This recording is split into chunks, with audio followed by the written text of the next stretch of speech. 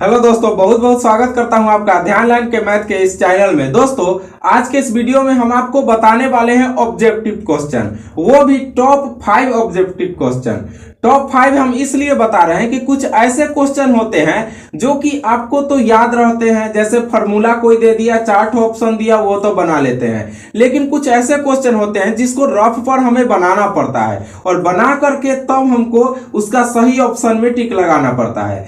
तो इसलिए हम आज के इस वीडियो में कुछ ऐसे क्वेश्चन को नोट किए हैं, यानी 5 क्वेश्चन नोट किए हैं जो कि आपको बनाना होगा। एक तो क्वेश्चन आता है 2 नंबर में, तो उसको पूरा हमको अच्छा से विस्तार से बनाना पड़ता है ताकि 2 नंबर मिल पाए। लेकिन ये क्वेश्चन को तो हम जहां बनाएंगे उसको चेक करेगा नहीं वो, जो भी चेक करने वाले हैं। तो आप क्या कीजिएगा कि शॉर्टकट में और कितना जल्दी से हम उसके ऑप्शन तक पहुंच पाए, इसके लिए यह वीडियो बहुत ही महत्वपूर्ण है। चलिए सबसे पहला वीडियो देखते हैं।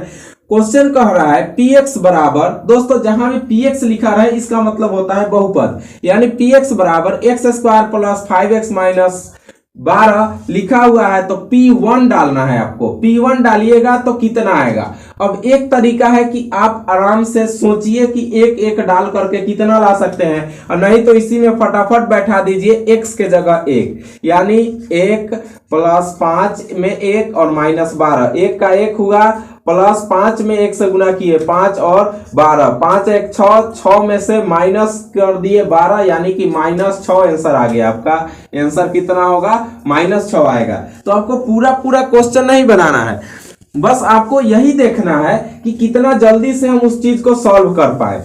तो पहला आंसर आपका मिल चुका है। अब दूसरे क्वेश्चन की तरफ चलते हैं।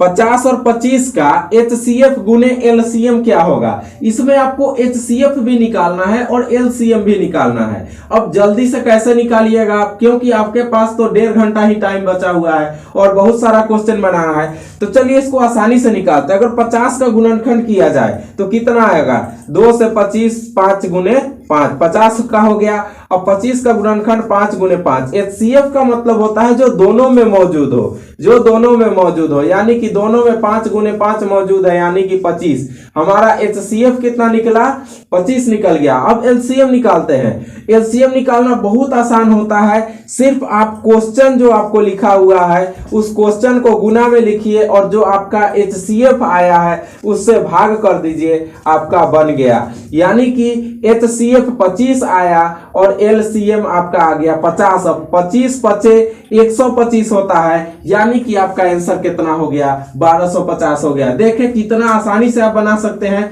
बस अपने दिमाग में थोड़ा सा फुर्ती ले आइएगा और जल्दी जल्दी बनाने लगिए। तो 2 नंबर क्वेश्चन भी आपका सॉल्व हो चुका है। दोस्तों अब चलते हैं तीसरे नंबर क्वेश्चन की तरफ।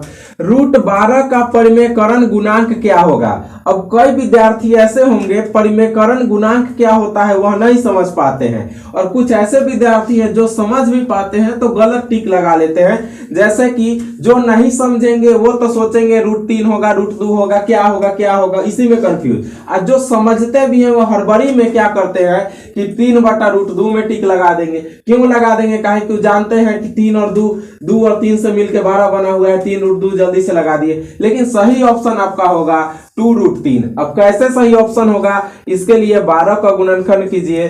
12 का जब गुणनखंड कीजिएगा तो आपका आएगा 2 गुने 2 गुने 3, यानी कि 2√3। 2√3 आ गया। इस तरह से आप परिमेयकरण गुणांक निकाल सकते हैं। तो तीसरा नंबर भी क्वेश्चन आपका सॉल्व हो चुका है।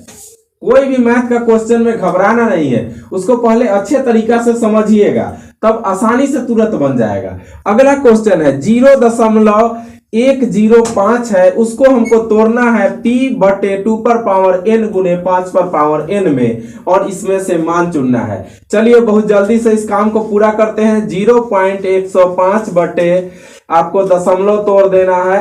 दशमलव तोड़ना है, जब आप सूत्र पर बैठाते हैं तो नीचे 2 गुने 5 आता है, तो 2 गुने 5 लिख दीजिए, और नीचे हमेशा 0 ही आएगा क्योंकि दशमलव तोड़ना रहता है। 3 0 है तो पावर में 3 3। अब नीचे में पावर में तो 3 3 आ गया। ऊपर 105 का गुणनखंड कीजिएगा। दोस्तों 105 का गुणनखंड कीजिएगा तो 3 गुने 5 गुने 7 आएगा, क्योंकि 7 5 35 दिया 105 होता है। देखिए कुछ कटने वाला है, इसमें से 3 तो नहीं कटेगा, 5 कट जाएगा, यहाँ पर 5 पर पावर 2 बच गया। यानी कि जिसके आंसर में जिसके आंसर में 2 पर पावर 3 और 5 पर पावर 2 है वही आपका सही आंसर है। 2 पर पावर 3 5 पर पावर 2 ये वाला आपका आंसर सही है। आप नीचे वाली संख्याओं से ही बहुत जल्दी इस तरह का क्वेश्चन को सॉल्व कर सकते हैं। तो ये आपका चौथा नंबर भी हो गया क्वेश्चन।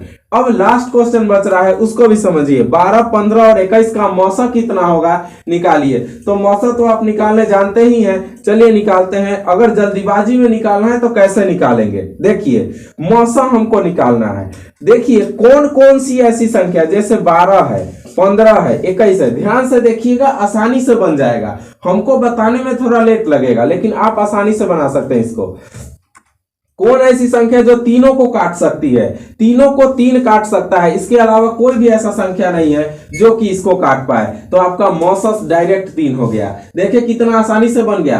तो इस तरह से इस चैनल से आप जुड़े रहें और इसी तरह का टॉप 5 क्वेश्चन, टॉप 10 क्वेश्चन हमेशा इस चैनल पर आते रहेगा और आपका मैथ का तैयारी इतना अच्छा हो जाएगा कि आप 100 में 90, 95 नंबर तक ला सकते हैं। दोस्तों अगर ये वीडियो हम लोग का अच्छा लग रहा है आपको, तो आप क्या कीजिए कि इस चैनल को सब्सक्राइब कर लीजिए और अपने दोस्तों को भी बताइए कि इस चैनल पर बहुत अच्छे से तैयारी हो रही है मैट्रिक की। दोस्तों मिलते हैं फिर से टॉप 10 के नेक्स्ट वीडियो में। तब तक के लिए अपने अभिषेक सर को दीजिए इजाजत।